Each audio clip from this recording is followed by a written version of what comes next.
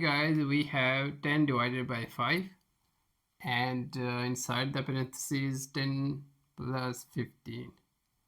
Okay, follow the order of operations. Multiplication, division from left to right, and parentheses first. We use PEMDAS rule. Parentheses first, right, and then multiplication, division from left to right. So 10 divided by 5 and 10 plus 15 equals 25. Now here is multiply, but multiplication, division from left to right. 10 divided by 5, so divide first. 10 divided by 5 equals 2 and 25. Here is multiply.